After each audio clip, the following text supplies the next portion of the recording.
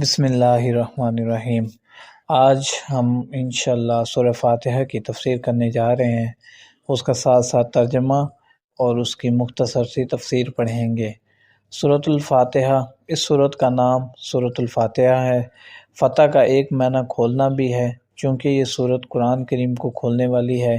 اس سے قرآن کریم کی ابتدا ہوتی ہے، اس لیے اس کو سورۃ الفاتحہ کہتے ہیں۔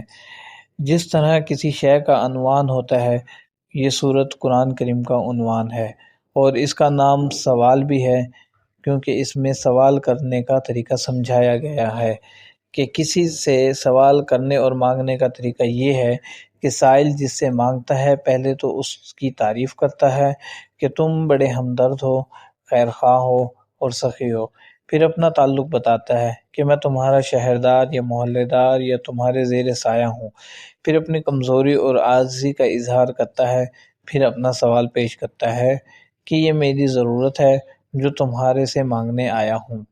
اس صورت میں بھی اللہ تعالیٰ کی تعریف ہے، جیسے الحمدللہ رب العالمین الرحمن الرحیم مالک یوم الدین۔ یہ تمام تعریفیں اللہ کے لیے ہیں جو پالنے والا ہے، تمام جہانوں کا بےحد مہربان، نہایت رحم کرنے والا ہے، جو مالک ہے جزا کا اور بدلے کے دن کا۔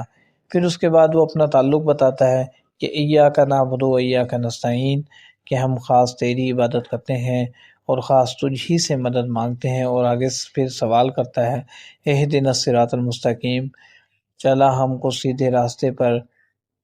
اور اسی طریقے سے اس صورت کا نام شافع بھی ہے، یعنی شفا دینے والی۔ حقیقتاً شفا دینے والی ذات اللہ تعالیٰ کی ہے، مگر اس میں اللہ تعالیٰ نے برکت رکھی ہے جس کی وجہ سے روحانی اور جسمانی بیماریوں سے شفا ملتی ہے۔ آخر میں تمام ساتھیوں سے گزارش ہے کہ میرے چینل کو سبسکرائب کریں اور ویڈیو کو لائک کریں اور کمنٹ میں آمین لکھ کر مزید اس کو شیئر کریں، اور میرے لیے بھی دعا کریں کہ اللہ تعالیٰ میرے لیے اس کام کو آسان کرے۔ جزاک اللہ خیرہ۔ السلام علیکم۔